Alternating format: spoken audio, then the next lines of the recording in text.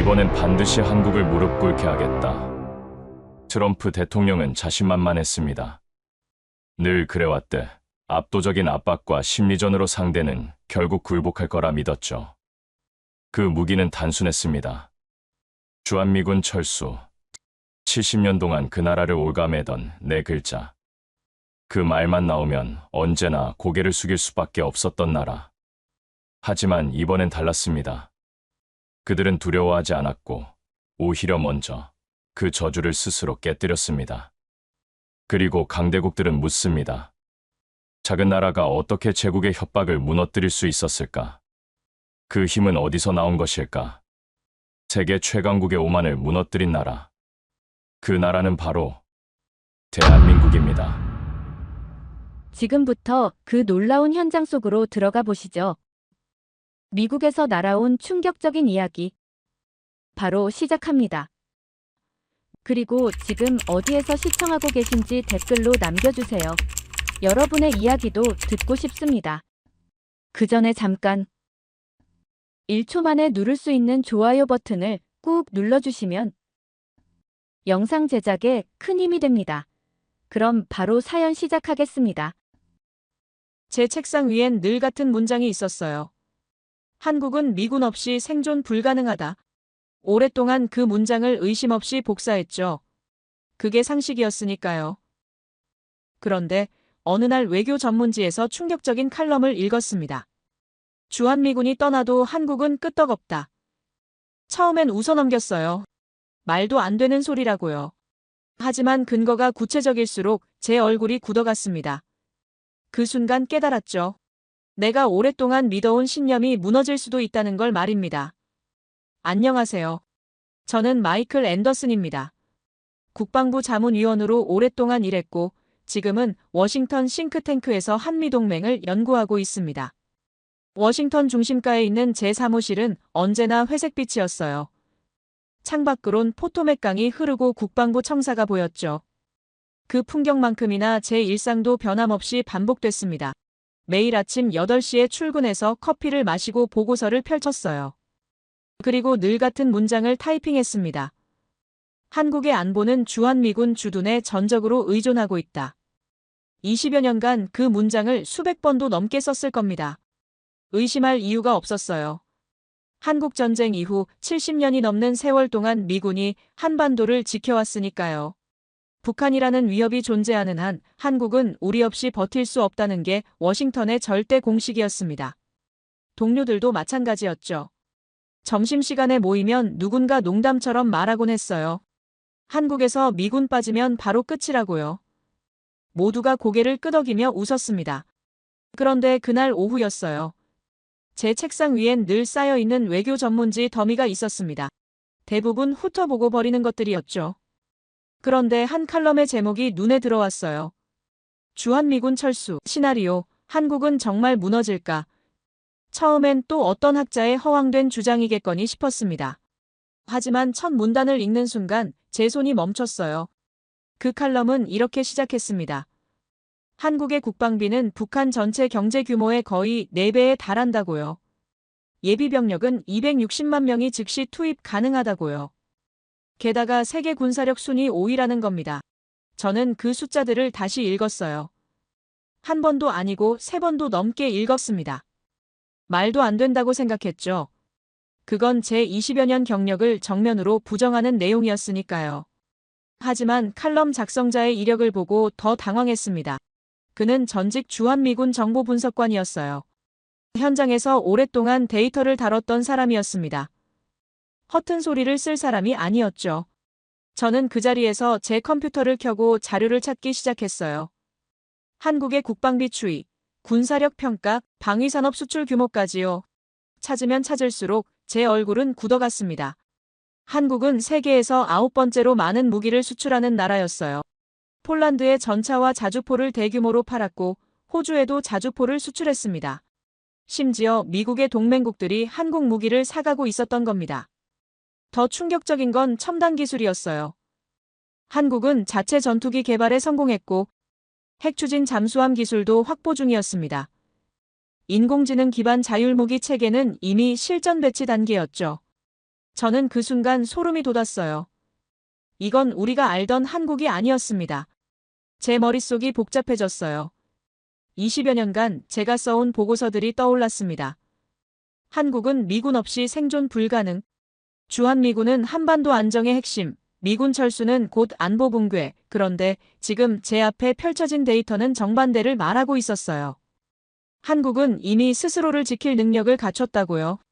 저는 그날 밤 잠을 이루지 못했습니다. 침대에 누워서도 계속 생각했어요. 만약 그 칼럼이 맞다면 어떻게 되는 걸까요?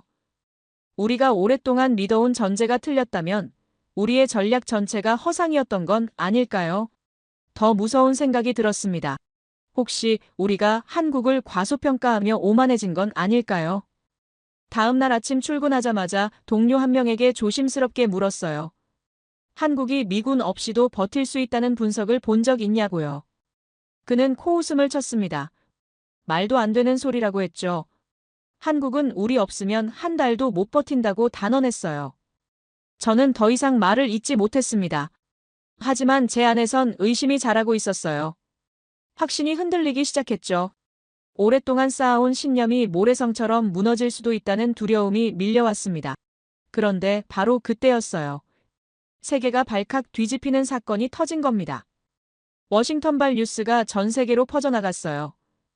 행정부 최고 권력자가 한국에 전례 없는 요구를 했다는 겁니다. 3,500억 달러를 현금으로 미국에 투자하라고요. 투자처는 미국이 정하고 수익도 대부분 미국이 가져가겠다고 했습니다. 손실이 나면 한국이 전부 책임지라고요. 저는 그 뉴스를 보며 소름이 돋았어요. 그건 협상이 아니었습니다. 노골적인 약탈이었죠. 동맹국을 상대로 이런 식의 압박을 가하다니요. 저는 국방부에서 오랫동안 일하며 수많은 협상을 봐왔습니다. 하지만 이런 건 처음이었어요. 이건 협상이 아니라 굴복을 강요하는 거였습니다. 더욱 충격적인 건 그 요구를 한 사람의 태도였어요. 그는 미소까지 지으며 이건 서로에게 좋은 거래라고 말했습니다. 한국은 안보를 보장받고 미국은 투자를 받는 윈윈이라고요. 하지만 누가 봐도 이건 일방적인 통보였죠. 거절할 선택지 따윈 애초에 없었습니다. 저는 그 순간 깨달았어요. 워싱턴이 한국을 어떻게 보는지 말입니다. 대등한 동맹이 아니었어요. 필요할 때 쥐어짤 수 있는 자산이었죠. 안보를 볼모로 경제적 이익을 뜯어내는 게 당연하다고 생각하는 겁니다. 저는 그 오만함이 섬뜩했어요. 그리고 며칠 뒤 한국 대통령이 외신 인터뷰에 응했습니다. 전 세계 언론이 그 인터뷰를 주목했죠. 모두가 한국이 어떤 반응을 보일지 궁금해했어요. 대부분은 결국 굴복할 거라고 예상했습니다. 미국을 거역한 나라는 없었으니까요. 하지만 한국 대통령의 답변은 모두의 예상을 뒤엎었습니다. 그는 단호하게 말했어요. 만약 그 요구를 받아들였다면 한국 경제는 무너졌을 거라고요. 그리고 자신은 국민들에게 탄핵당했을 거라고 했습니다. 저는 그 한 문장을 듣는 순간 전율이 흘렀어요. 그건 단순한 거절이 아니었습니다. 그건 미국의 오만함을 전 세계에 폭로하는 선전포고였죠. 탄핵이라는 단어는 그 요구가 얼마나 부당한지를 극명하게 보여줬습니다. 한 나라의 대통령이 목숨을 걸고 거부할 만큼 터무니없는 압박이었다는 걸 세상이 알게 된 겁니다. 저는 그날 사무실에서 멍하니 앉아 있었어요. 제 20여 년 경력이 송두리째 흔들리는 기분이었습니다. 한국은 약소국이 아니었어요. 미국의 보호가 필요한 의존국도 아니었죠. 그들은 이미 스스로 설 수 있는 힘을 가진 나라였습니다. 그리고 그 힘으로 세계 최강국의 횡포를 정면으로 막아낸 겁니다. 제 책상 위엔 여전히 그 문장이 있었어요.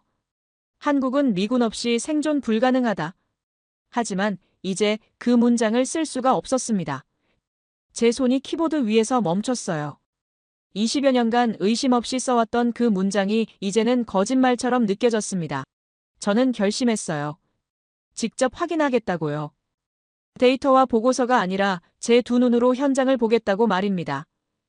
그 발언이 터진 순간 워싱턴 전체가 얼어붙었습니다. 3,500억 달러 요구는 단순한 협상안이 아니었어요. 그건 세계 최강국이 동맹국을 향해 던진 최후 통첩이었죠. 거부할 수 없을 거라는 오만한 확신이 깔려 있었습니다. 최고 권력자는 그 제안을 내놓으며 미소까지 지었다고 해요. 마치 선물을 주는 것처럼 말입니다. 미국 내부에선 누구도 의심하지 않았어요. 한국이 결국 받아들일 거라고 모두가 확신했죠. 역사가 그걸 증명했으니까요. 지난 수십 년간 미국이 요구하면 동맹국들은 고개를 숙였습니다. 일본이 그랬고 유럽 국가들도 마찬가지였죠. 안보를 볼모로 잡으면 거부할 나라는 없었어요. 저는 그 오만함이 얼마나 뿌리 깊은지 알고 있었습니다. 국방부에서 오랫동안 일하며 수없이 목격했거든요. 동맹국 회의에서 미국 대표들이 보이는 태도를 말입니다. 그들은 협상 테이블에 앉아서도 명령하듯 말했어요. 이건 제안이 아니라 통보였죠. 상대국 대표들은 불만스러운 표정을 지었지만 결국 서명했습니다. 그게 현실이었어요. 그런데 한국 정부가 달랐습니다. 외신 인터뷰에서 나온 그 한 문장은 모든 걸 뒤집어 버렸어요. 만약 그 요구를 받아들였다면 경제가 무너지고 탄핵당했을 거라는 말이었죠. 저는 그 발언을 처음 들었을 때 귀를 의심했습니다. 정말 저렇게 말할 수 있는 건가 싶었어요. 탄핵이라는 단어가 핵심이었습니다. 그 한 단어가 모든 걸 바꿔놨어요. 한국 정부는 그 요구가 얼마나 터무니없는지를 전 세계에 각인시킨 겁니다. 한 나라의 지도자가 목숨을 걸고 거부할 만큼 부당하다는 걸 보여준 거죠. 이건 단순한 거절이 아니었어요. 미국의 횡포를 만천하에 폭로한 선전포고였습니다. 더 무서운 건 그 다음이었어요. 한국 정부는 국제통화기금 위기를 언급했습니다. 90년대 후반 한국이 겪었던 그 악몽 말입니다. 저도 그 사건을 알고 있었어요. 한국 경제가 하루아침에 무너지고 수백만 명이 일자리를 잃었던 비극이었죠. 거리에 실업자들이 넘쳐났고 기업들이 줄줄이 파산했습니다. 한국 정부는 그 기억을 꺼내든 겁니다. 3,500억 달러를 현금으로 내놓으면 그때처럼 경제가 붕괴할 거라고 경고했어요. 그건 과장이 아니었습니다. 실제로 그 정도 규모의 자금이 한순간에 빠져나가면 어떤 나라도 버티기 힘들죠.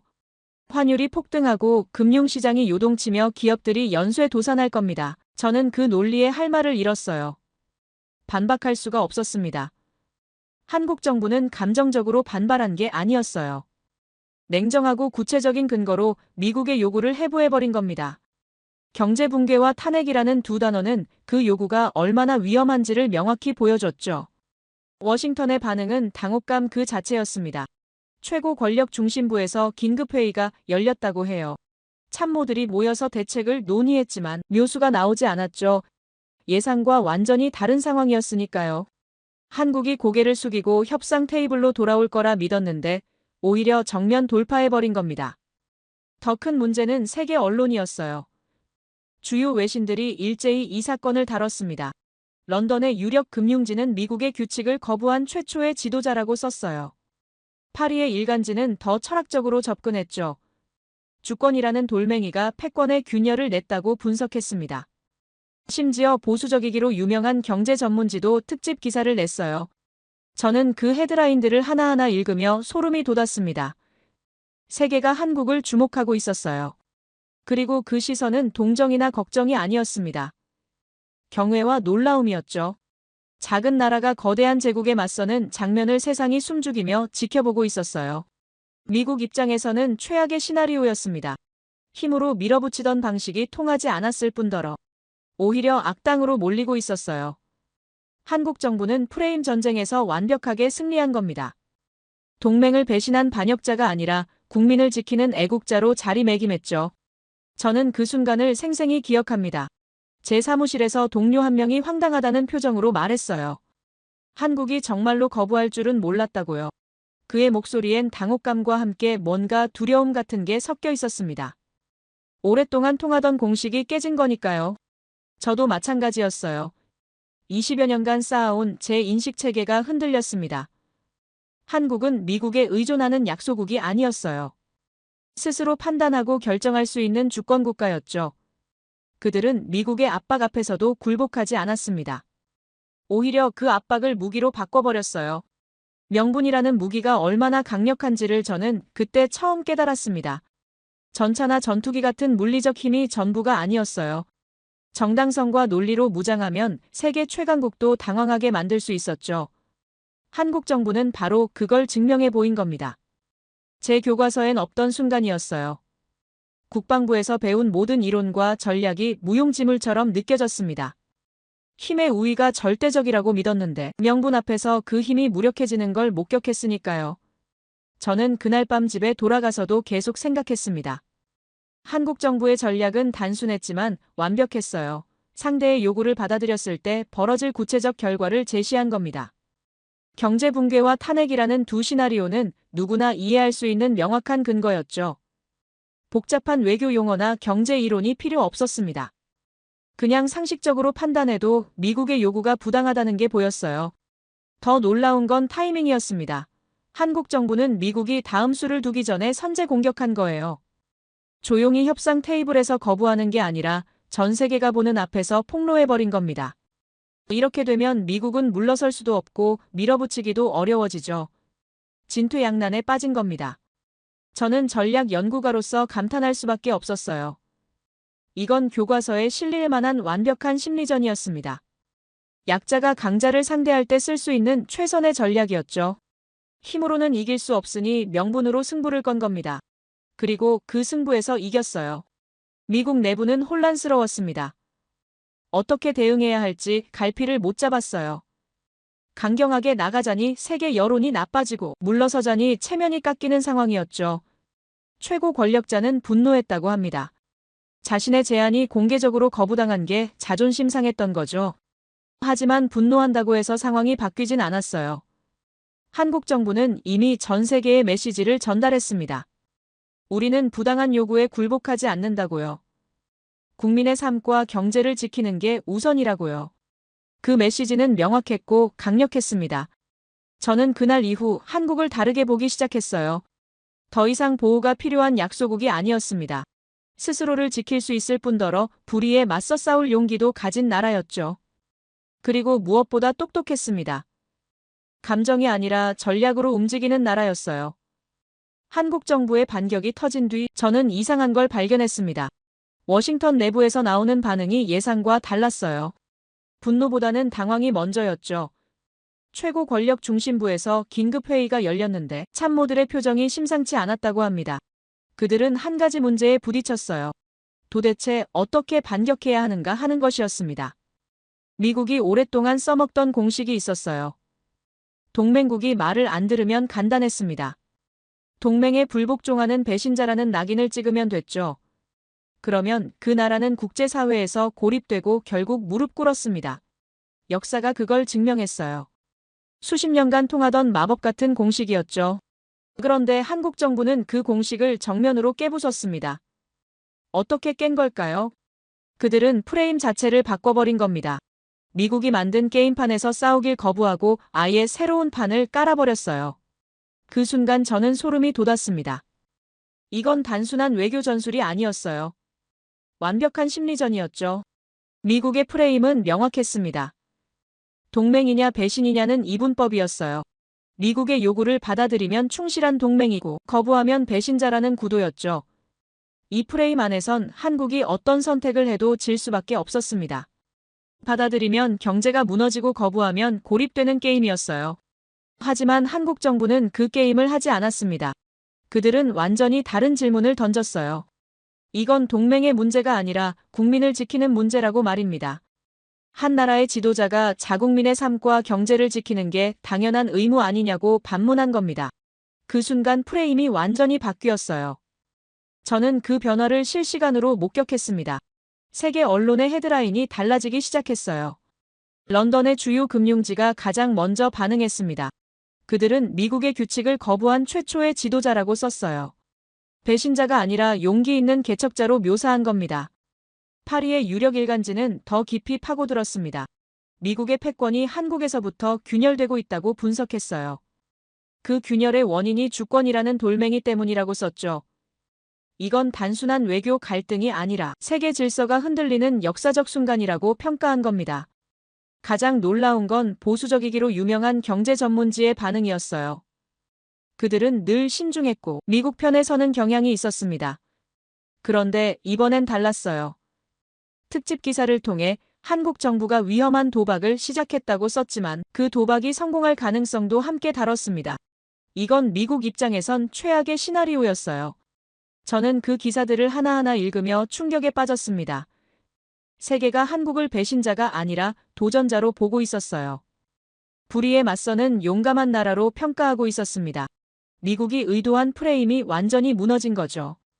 오히려 미국이 탐욕스러운 제국으로 낙인 찍힐 위기에 처했어요. 프레임 전쟁이 뭔지 아십니까? 같은 사건을 어떻게 해석하느냐의 싸움입니다. 미국은 한국의 거부를 동맹 파괴로 만들고 싶었어요. 하지만 한국 정부는 그걸 국민 보호로 재정의했습니다. 그리고 세계는 한국의 프레임을 받아들였어요. 이게 얼마나 무서운 역전인지 아십니까? 저는 국방부에서 오랫동안 일하며 수많은 외교 분쟁을 봤습니다. 힘이 센 쪽이 이기는 게 당연했어요. 미국이 압박하면 상대국은 굴복했죠. 그게 현실이었습니다. 하지만 이번엔 달랐어요. 힘이 아니라 명분이 승리한 겁니다. 제 20여 년 경력이 통째로 부정당하는 기분이었어요. 한국 정부의 전략은 단순했지만 완벽했습니다. 그들은 감정적으로 반발하지 않았어요. 냉정하게 논리로 맞섰죠. 3,500억 달러를 내놓으면 경제가 무너진다는 구체적 근거를 제시했습니다. 그리고 그 결과 지도자가 탄핵당할 거라고 덧붙였어요. 이보다 더 명확한 거부 이유가 있을까요? 세계는 그 논리를 이해했습니다. 복잡한 외교 용어가 필요 없었어요. 누구나 알 수 있는 간단한 산술이었죠. 한 나라가 경제적 자살을 할 순 없다는 상식적 판단이었습니다. 한국 정부는 바로 그 상식에 호소한 겁니다. 미국 내부는 혼란에 빠졌어요. 최고 권력자는 분노했다고 합니다. 자신의 제안이 공개적으로 거부당한 게 자존심 상했던 거죠. 하지만 분노한다고 해서 상황이 나아지진 않았습니다. 오히려 더 꼬였어요. 세계 여론이 한국 편으로 기울고 있었으니까요. 참모들은 대책회의를 열었지만 묘안이 나오지 않았습니다. 강경하게 나가자니 탐욕스러운 제국이라는 비난이 쏟아질 게 뻔했어요. 물러서자니 체면이 말이 아니었죠. 진퇴양난이었습니다. 한국 정부가 완벽한 함정을 파놓은 거예요. 저는 그때 깨달았습니다. 외교는 힘만의 게임이 아니라는 걸 말입니다. 명분과 논리가 때로는 군사력보다 강할 수 있어요. 세계 여론을 장악하면 물리적 힘도 무력해집니다. 한국 정부는 바로 그 지점을 정확히 공략한 겁니다. 세계 언론의 보도는 계속됐습니다. 각국의 주요 매체들이 한국을 다뤘어요. 대부분 긍정적이거나 최소한 중립적이었습니다.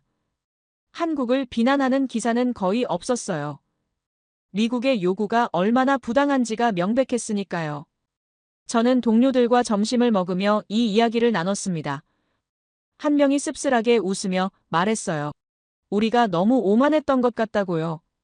동맹국을 대등한 파트너가 아니라 통제 가능한 자산으로만 봤다고요. 그 말에 다들 침묵했습니다. 부인할 수 없는 진실이었으니까요. 한국 정부는 프레임 전쟁에서 완승을 거뒀습니다.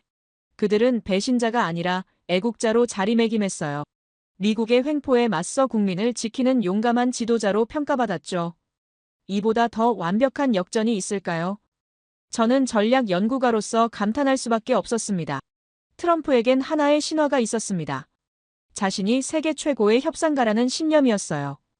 그건 단순한 자신감이 아니었습니다. 그의 정체성 그 자체였죠. 그는 평생 그 이미지를 쌓아왔어요. 부동산 거래로 막대한 부를 축적하고 텔레비전 프로그램에서 단호한 결정자로 군림했습니다. 그의 지지자들은 그를 거래의 천재라고 불렀어요.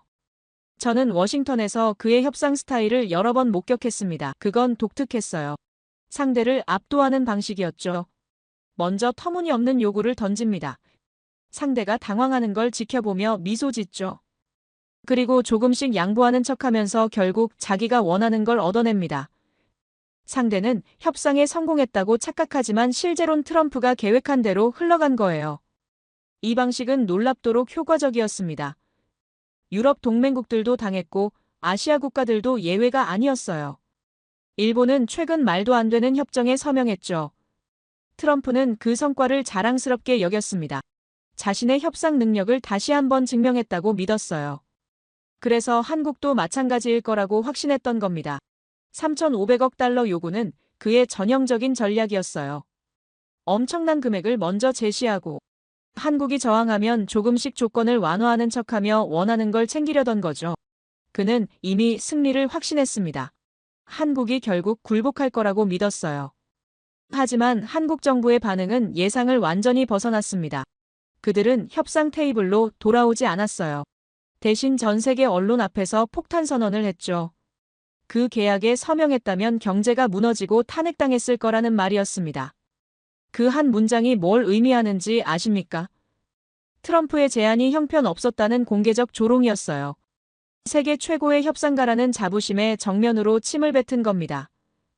거래의 천재가 만든 계약이 너무 형편없어서 서명하는 순간 탄핵당할 수준이라는 거였죠. 저는 그 소식을 들었을 때 숨이 멎는 줄 알았습니다. 이건 단순한 거절이 아니었어요. 트럼프의 자존심을 정조준한 공격이었습니다. 그가 가장 아끼는 이미지를 산산조각 낸 거죠. 돈을 잃는 것보다 체면을 잃는 게 그에겐 더 큰 타격이었을 겁니다. 최고 권력 중심부의 분위기는 얼어붙었다고 합니다. 측근들이 긴급회의를 소집했지만 아무도 선뜻 말을 꺼내지 못했어요. 트럼프의 기분을 건드리면 안 됐으니까요. 그는 자신의 이미지에 병적으로 집착하는 사람이었습니다. 자신을 비난하는 기사가 나오면 밤새 트위터에 반박문을 올렸고 자신을 조롱하는 사람들을 절대 용서하지 않았어요. 그런 그가 지금 전 세계 앞에서 무능한 협상가로 낙인 찍힌 겁니다. 한국 정부가 던진 그 한마디는 단순한 거절을 넘어섰어요. 당신이 만든 계약은 쓰레기라는 선언이었죠. 트럼프의 정체성 자체를 부정한 겁니다. 세계 언론은 이 장면을 놓치지 않았습니다. 주요 외신들이 일제히 보도했어요. 뉴욕의 유력 일간지는 트럼프가 한국에게 당했다고 썼습니다. 런던의 매체는 더 직설적이었어요. 거래의 명수가 협상에서 졌다고 대서특필했죠. 저는 그 헤드라인들을 보며 소름이 돋았습니다. 트럼프가 얼마나 분노할지 상상이 됐어요. 그는 자신을 비난하는 기사 하나에도 격렬히 반응하는 사람이었습니다. 하물며 자신의 핵심 이미지가 무너지는 걸 보면 어떻게 될까요? 측근 한 명이 조심스럽게 대응 방안을 제시했다고 합니다. 한국과 다시 협상 테이블에 앉자는 내용이었어요. 하지만 트럼프는 거부했죠. 그건 패배를 인정하는 것처럼 보일 테니까요. 그는 절대 자신이 틀렸다고 인정하지 않는 사람이었습니다. 그렇다고 강경하게 나가기도 어려웠어요. 세계 여론이 한국 편이었으니까요. 미국이 부당한 요구를 했다는 게 이미 기정사실처럼 굳어졌습니다. 여기서 한국을 압박하면 탐욕스러운 제국이라는 비난만 더 커질 게 뻔했어요. 트럼프는 진퇴양난에 빠진 겁니다. 물러서도 안 되고 밀어붙이기도 어려운 상황이었죠. 한국 정부가 완벽한 함정을 파놓았습니다. 그리고 트럼프는 그 함정에 스스로 걸어 들어간 거예요. 저는 그의 심리 상태를 상상해 봤습니다. 자신이 완벽하다고 믿었던 전략이 무너졌어요. 자신을 거래의 천재라고 믿었는데 전 세계가 형편없는 협상가라고 비웃고 있습니다. 이건 그에게 단순한 외교적 실패가 아니었어요. 자존심과 정체성이 송두리째 흔들리는 치명타였죠. 더 무서운 건 이게 끝이 아니라는 점이었습니다. 한국 정부는 첫 수를 둔 거였어요. 트럼프의 자존심을 무너뜨리고 세계 여론을 장악했습니다. 이제 다음 수를 기다리고 있었죠. 트럼프가 어떻게 반응할지 지켜보는 겁니다. 미국 내부에선 불안감이 퍼졌습니다. 동맹국 하나가 공개적으로 반기를 든 거였어요. 이건 단순한 외교 분쟁이 아니었습니다. 미국의 패권 자체가 흔들리는 신호탄이었죠. 한국이 성공하면 다른 나라들도 따라할 수 있었어요. 저는 동료들과 이 문제를 논의했습니다. 한 명이 씁쓸하게 웃으며 말했어요. 트럼프가 너무 나간 것 같다고요. 동맹국을 상대로 저런 식의 요구는 무리였다고요. 다들 고개를 끄덕였습니다. 하지만 누구도 그 말을 공개적으로 하진 못했어요. 트럼프의 분노는 시간이 갈수록 커졌을 겁니다. 그는 자신을 모욕한 사람을 절대 용서하지 않는 성격이었어요. 한국 정부가 그를 공개적으로 조롱했습니다. 이건 개인적 복수의 대상이 된 거였죠. 국가 대 국가의 냉정한 외교가 아니라 상처 입은 자존심의 보복전으로 변질될 가능성이 높았습니다. 저는 그게 두려웠습니다. 감정에 휘둘린 결정은 예측 불가능하거든요. 트럼프가 어떤 식으로 한국을 압박할지 아무도 몰랐어요. 합리적 판단이 아니라 분노에 기반한 보복이 될 테니까요. 한국 정부의 반격이 트럼프의 자존심을 무너뜨린 뒤 미국 정부는 선택의 기로에 섰습니다. 경제적 압박이 명분 싸움에서 졌다면 이제 남은 카드는 하나였어요. 바로 안보였습니다. 70년간 미국이 한국을 통제해온 가장 강력한 족쇄였죠. 주한미군 철수라는 마법 같은 주문이었습니다. 저는 그 카드가 얼마나 강력한지 잘 알고 있었어요. 국방부에서 오랫동안 일하며 수없이 목격했습니다. 한국 정부가 미국의 요구를 거절하려 할 때마다 나오는 한마디였죠. 우리가 떠나면 북한 때문에 끝장이라는 경고였습니다. 그 말이 나오면 한국은 언제나 물러섰어요. 왜 그랬을까요? 한국 전쟁의 트라우마가 너무 깊었기 때문입니다. 북한이라는 실존적 위협 앞에서 한국은 미군 없이 버틸 수 없다고 믿어왔어요. 미국도 그걸 알았습니다. 그래서 그 공포를 담보로 천문학적인 방위비 분담금을 요구했고 불리한 무역 협상을 강요했죠. 주한미군 철수라는 네 글자는 절대적인 협박 카드였습니다. 저는 그 카드가 이번에도 나올 거라고 예상했어요. 경제적 압박이 실패했으니 안보 카드를 꺼낼 수밖에 없었습니다.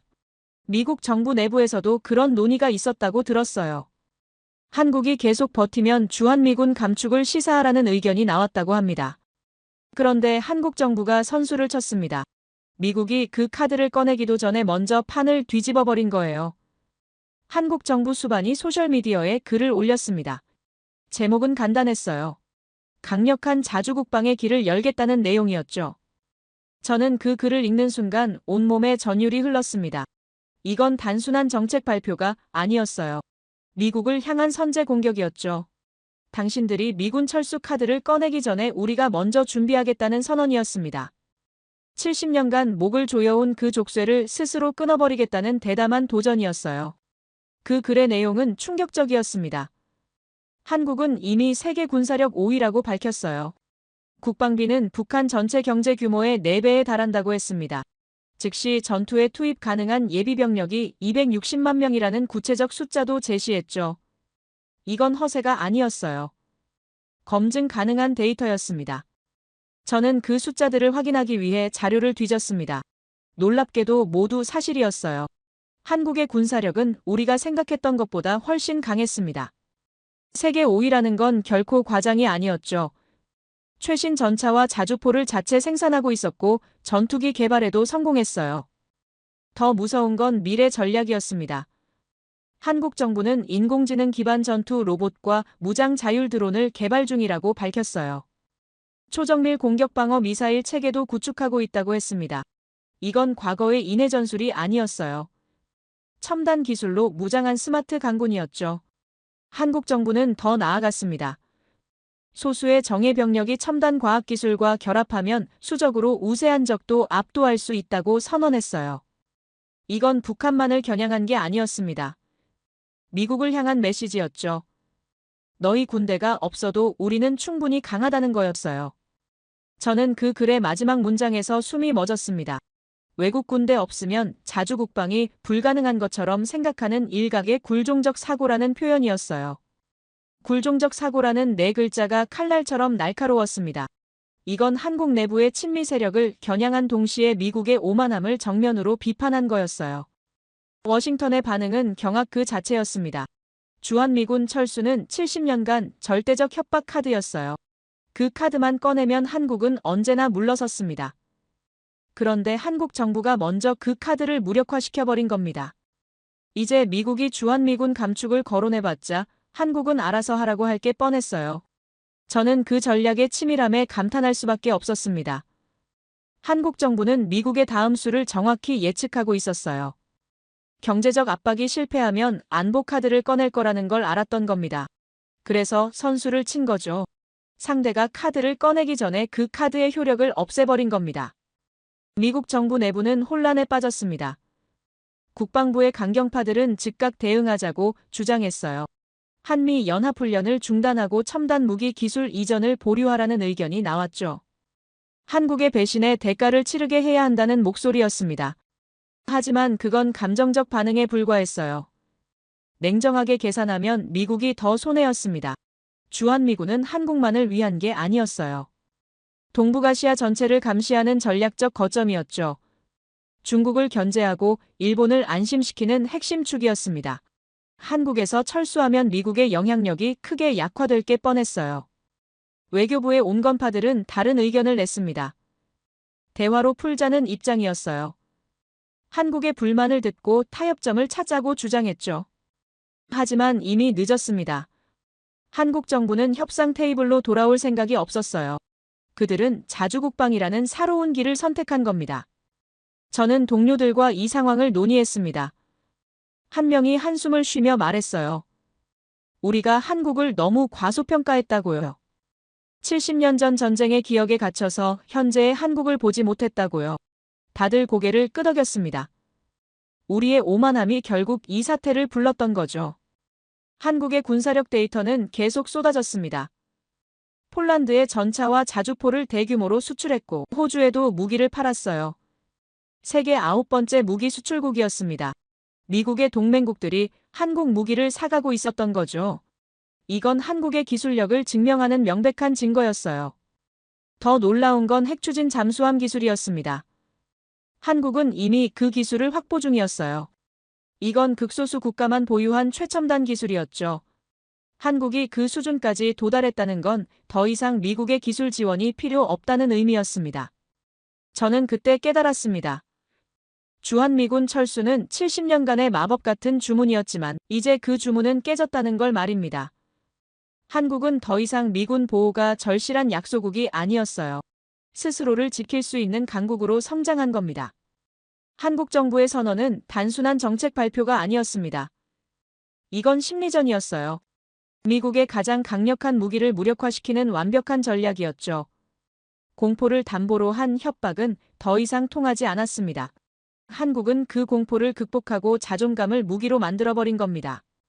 저는 전략가지만 저 정도라면 경의를 표할 수밖에 없었습니다. 이건 교과서에 실릴 만한 완벽한 사례였어요. 약자가 강자의 협박을 무력화하는 방법을 보여준 거죠. 데이터로 증명하고 미래 비전을 제시하며 내부의 굴종적 사고까지 비판하는 삼박자를 갖췄습니다. 미국 정부는 이제 카드가 없었습니다. 경제적 압박은 명분 싸움에서 졌고 안보 협박은 선제적으로 무력화됐어요. 남은 건 뭘까요? 저는 불안했습니다. 카드가 없는 플레이어는 예측 불가능하거든요. 어떤 수를 둘지 아무도 몰랐어요. 주한미군 기지 창고엔 골칫거리가 쌓여 있었습니다. 52만 발의 탄약이었어요. 문제는 그 상태였죠. 상당수가 오래돼서 녹슬었고 유통기한이 지난 것들도 즐비했습니다. 매년 보관 비용만 수천억 원이 들어갔어요. 처리하려면 더 큰 돈이 들었죠. 미국 정부 입장에선 골칫덩어리 그 자체였습니다. 그때 누군가 기가 막힌 아이디어를 냈다고 합니다. 한국에 팔자는 거였어요.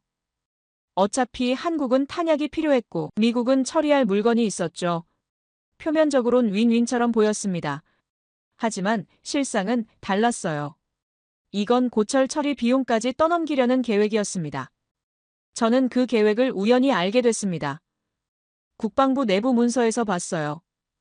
가격은 2조 원 상당이었는데 실제로는 2,700억 원에 제시한다는 내용이었죠. 얼핏 보면 한국이 엄청난 혜택을 받는 것처럼 보였습니다. 하지만 자세히 들여다보니 함정이 가득했어요. 그 탄약들의 실제 상태가 문제였습니다. 보고서엔 양품과 불량품이 섞여 있다고 적혀 있었어요.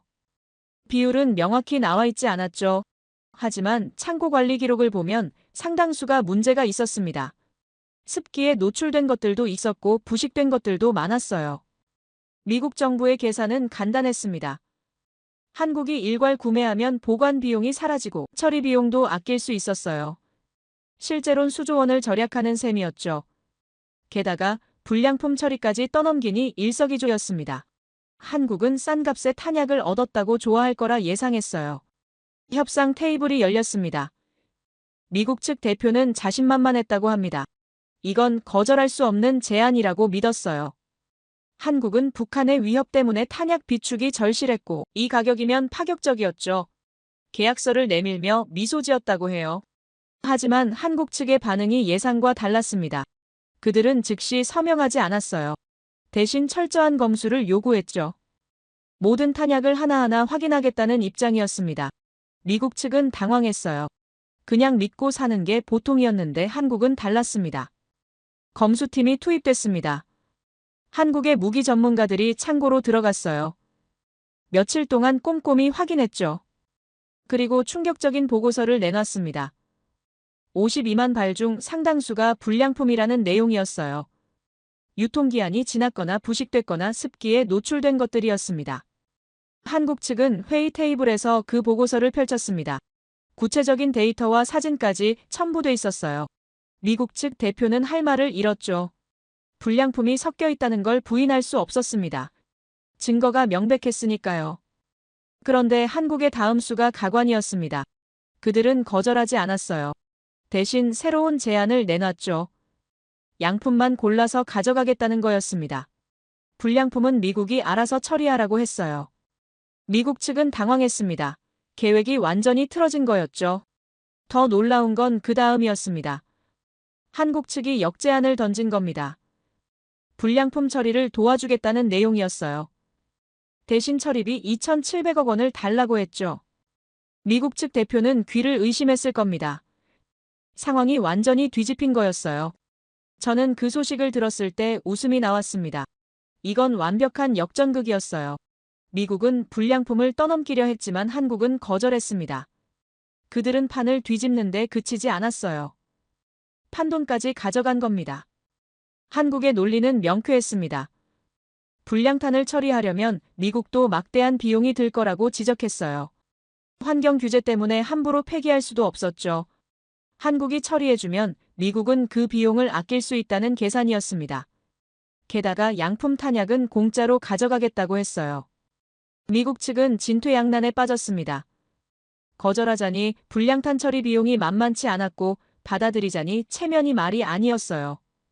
고철을 팔려다가 오히려 돈을 주고 처리를 맡기는 꼴이었죠. 협상은 길어졌습니다.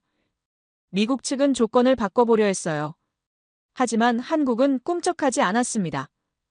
데이터가 명확했고 논리가 탄탄했어요. 결국 미국이 굴복했습니다. 처리비 2,700억 원을 주고 불량탄 처리를 맡기기로 한 겁니다. 최종 결과는 충격적이었습니다. 한국은 멀쩡한 탄약을 공짜로 얻었어요. 거기다 처리비까지 챙겼죠. 미국은 불량품을 떠넘기려다가 오히려 돈을 주고 처리를 맡긴 겁니다. 이보다 완벽한 역전이 있을까요?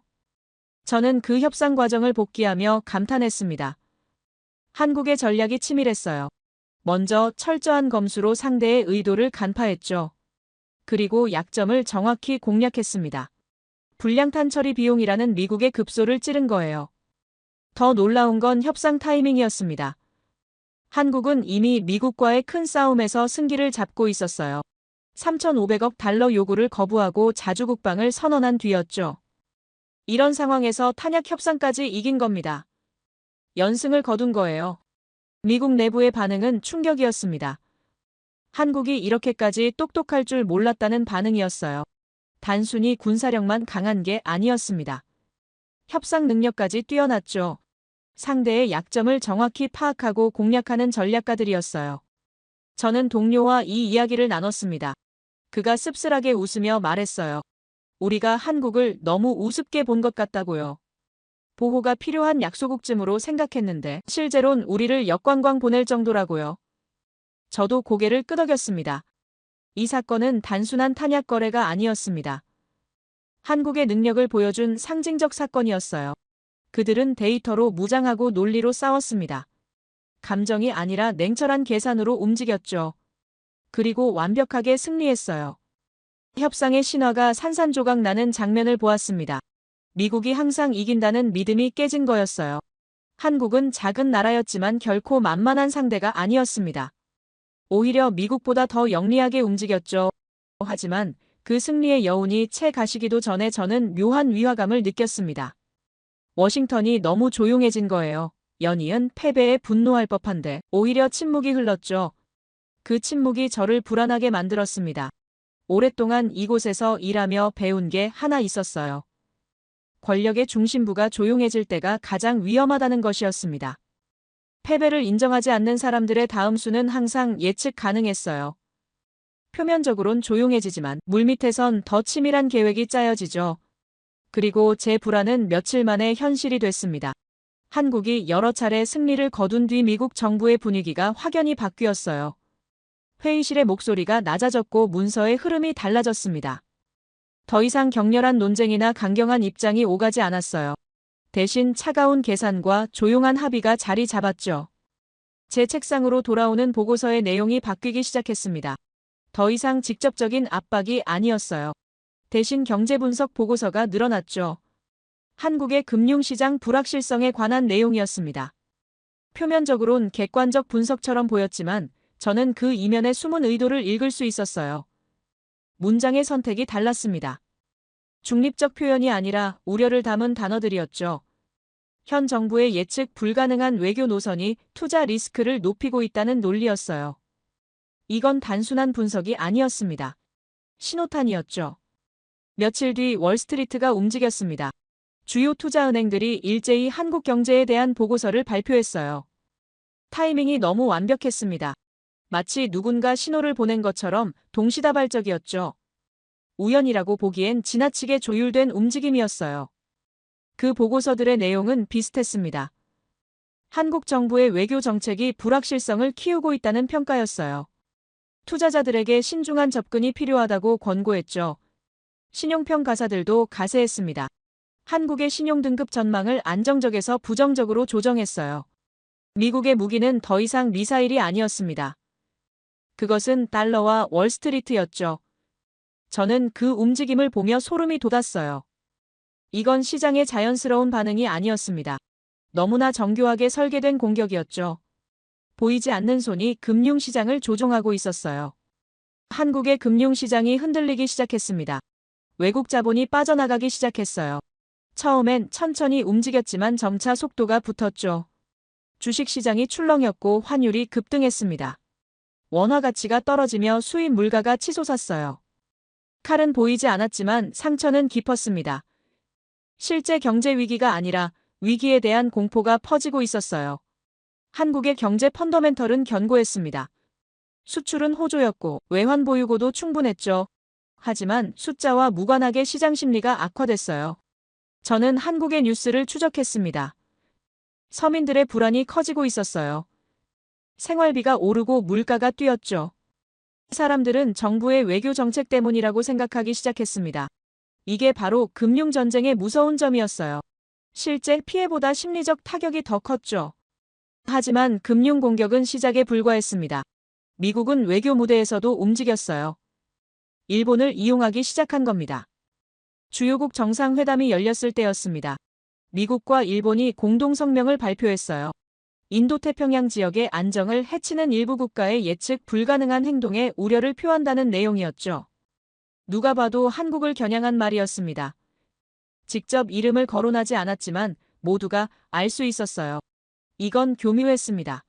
미국이 직접 나서면 비난받을 테니 동맹국을 앞세운 거였죠. 일본은 기꺼이 그 역할을 맡았어요. 국제 무대에서 한국을 따돌리는 분위기가 조성됐습니다.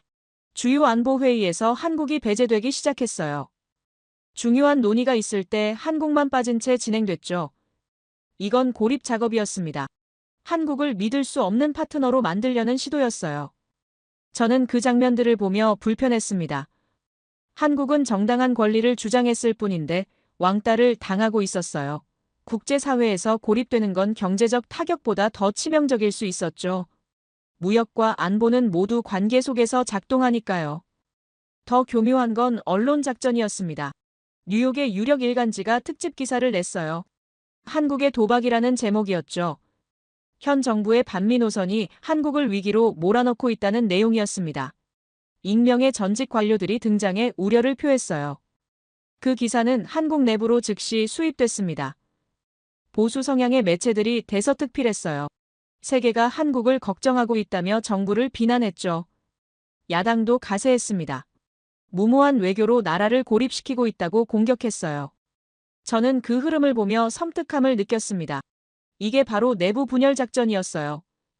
직접 개입하지 않고 그 나라 국민들이 스스로 정부를 불신하게 만드는 거였죠. 외부 압박보다 내부 분열이 훨씬 치명적이었습니다. 안에서부터 무너지면 아무리 강한 나라도 버티기 어려웠어요. 한국 사회에 균열이 생기기 시작했습니다. 정부를 지지하는 쪽과 비판하는 쪽이 격렬하게 충돌했어요. 우리가 국제사회에서 고립되고 있다는 불안감이 퍼졌죠. 경제가 흔들리고 외교적으로 따돌림 당하는 상황에서 국민들의 인내심도 시험받았습니다. 저는 한국의 경제 지표보다 국민들의 눈빛이 더 무서웠습니다. 숫자는 아직 버틸만 했지만 사람들의 마음이 흔들리고 있었어요. 불안과 의심이 자라고 있었죠. 이게 바로 미국이 노린 거였습니다. 직접 쓰러뜨리는 게 아니라 스스로 무너지게 만드는 거였어요. 세 가지 전쟁이 동시에 진행됐습니다.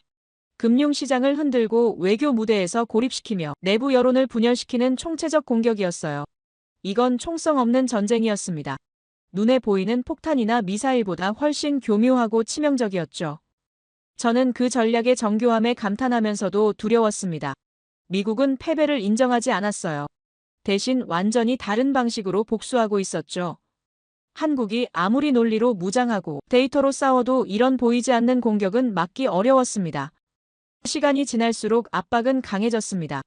금융시장은 계속 불안했고 외교적 고립은 심해졌어요. 내부 여론도 점점 더 분열됐죠. 한국 정부는 여러 전선에서 동시에 싸워야 하는 상황에 내몰렸습니다.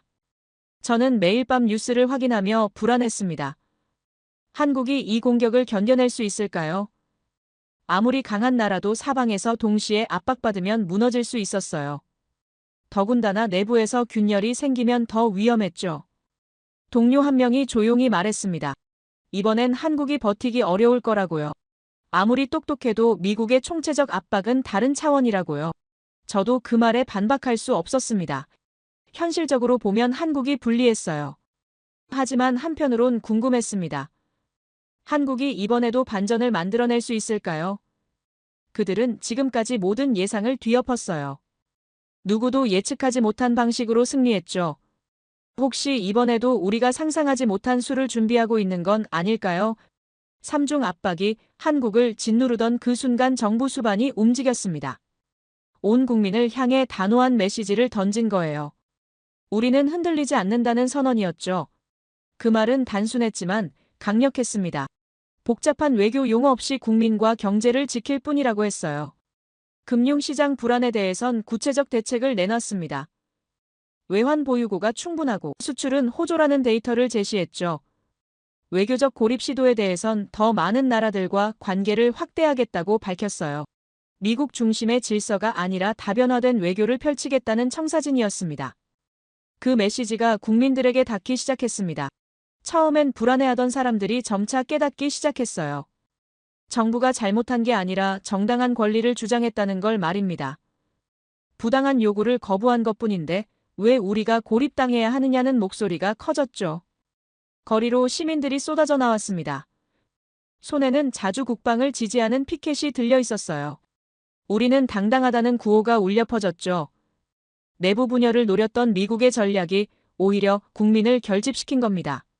위기 앞에서 한국인들은 하나가 됐어요.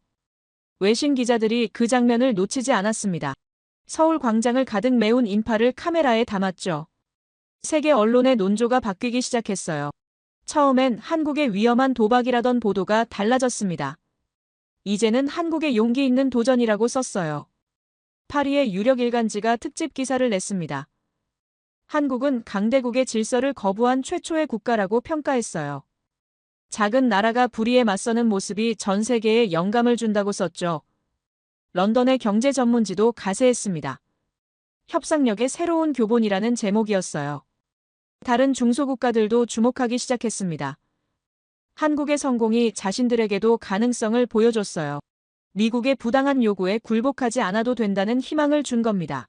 세계 질서에 균열이 생기고 있었죠. 워싱턴의 분위기가 묘하게 변했습니다. 한국을 압박하던 목소리가 줄어들었어요. 오히려 대화를 모색해야 한다는 의견이 나오기 시작했죠. 강경 일변도 전략이 실패했다는 걸 인정하는 분위기였습니다. 동료 한 명이 조용히 말했습니다. 우리가 한국을 너무 몰아붙인 것 같다고요. 정당한 권리 주장을 배신으로 몰았다며 반성하는 목소리였어요. 다른 이들도 고개를 끄덕였습니다. 분위기가 완전히 바뀌고 있었죠. 그 모든 과정을 지켜보며 깨달은 게 있습니다. 한국은 더 이상 약자가 아니었어요.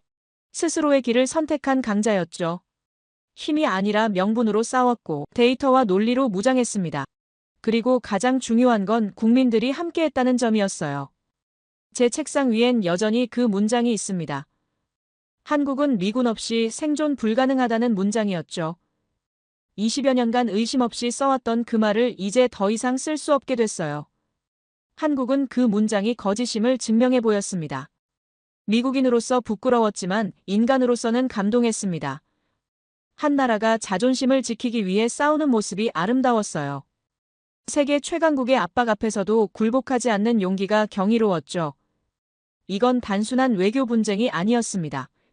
새로운 시대가 열리는 역사적 순간이었어요. 오랫동안 국방부에서 일하며 수많은 협상을 받습니다. 힘이 센 쪽이 이기는 게 당연했죠. 하지만 한국은 그 공식을 깼어요. 명분과 논리가 물리적 힘을 이길 수 있다는 걸 증명했습니다. 제 20여 년 경력이 송두리째 뒤집히는 경험이었어요. 한국이 보여준 건 단순한 승리가 아니었습니다. 약자가 강자와 맞서는 방법론이었어요. 데이터로 무장하고 명분을 확보하며 국민과 함께 싸우는 것. 그게 바로 한국의 전략이었죠. 이제 전 세계가 그 전략을 배우고 있습니다. 역사는 이 장면을 기록할 겁니다. 한국의 반란이자 승리로 말입니다. 작은 나라가 거대한 제국에 맞서 자존심을 지킨 순간으로요. 그리고 그 승리는 힘이 아니라 정의로 이루어졌다고 쓸 거예요. 동맹이란 뭘까요? 한쪽이 일방적으로 명령하고 다른 쪽이 복종하는 관계일까요? 아니면 서로 존중하며 대등하게 협력하는 관계일까요? 한국은 후자를 택했습니다. 그리고 그 선택이 옳았다는 걸 증명했어요. 앞으로 미국과 한국의 관계가 어떻게 될지 모릅니다. 하지만 한 가지는 분명해요. 예전처럼 일방적인 관계로는 돌아갈 수 없다는 점입니다. 한국은 이미 자신들의 힘을 증명했고 세계는 그걸 목격했어요. 이제 미국도 한국을 대등한 파트너로 인정할 수밖에 없습니다. 연구자로서 한국을 의존국이라 규정했던 제 자신이 부끄럽습니다. 편견에 갇혀 현실을 보지 못했어요. 70년 전 전쟁의 기억에 머물러 지금의 한국을 보지 못한 겁니다. 하지만 이제 알았습니다. 한국은 더 이상 보호가 필요한 나라가 아니에요. 오히려 세계가 한국에게 배워야 합니다. 불의에 맞서는 용기를 말입니다. 데이터와 논리로 무장하는 지혜를 말이죠. 그리고 무엇보다 국민과 함께 싸우는 힘을 배워야 해요. 한국이 보여준 그 모든 것들이 인류의 새로운 교과서가 될 겁니다. 제 이야기가 누군가에게 닿았으면 좋겠습니다. 특히 강대국의 압박에 시달리는 작은 나라들에게 말입니다. 한국의 사례가 희망이 되길 바랍니다. 굴복하지 않아도 된다는 용기를 주길 바라요. 명분과 논리로 맞서면 승리할 수 있다는 걸 보여주길 바랍니다. 제 이야기를 끝까지 들어주셔서 감사합니다. 한국의 용기 있는 도전이 세계에 더 많은 변화를 가져오길 바랍니다. 모두 안녕히 계세요. 오늘의 사연 어떻게 들으셨나요? 작은 나라가 거대한 제국의 압박 앞에서 보여준 선택, 그리고 그 과정에서 드러난 자존심과 전략은 분명 많은 걸 생각하게 만듭니다. 누군가는 무모하다고 할 수도 있고 또 다른 누군가는 용기라 말할 수도 있겠죠. 중요한 건 그 선택이 단순한 정치적 결정이 아니라 국민의 삶과 미래를 지키기 위한 몸부림이었다는 점입니다. 그리고 그 이야기는 아직 끝나지 않았습니다. 앞으로 어떤 길로 흘러갈지는 우리 모두가 지켜봐야 할 문제일 겁니다. 여러분은 어떻게 생각하시나요? 여러분의 생각을 아래 댓글에 남겨주세요. 그리고 감동적인 사연을 주변 사람들과 공유하고 함께 이야기 나눠보세요. 마지막으로 1초밖에 걸리지 않는 구독과 좋아요, 알림 설정은 영상 제작에 큰 힘이 됩니다. 지금까지 감동을 담아 여러분께 진심을 전하는 감동담기였습니다. 오늘 하루도 행복한 하루 보내세요.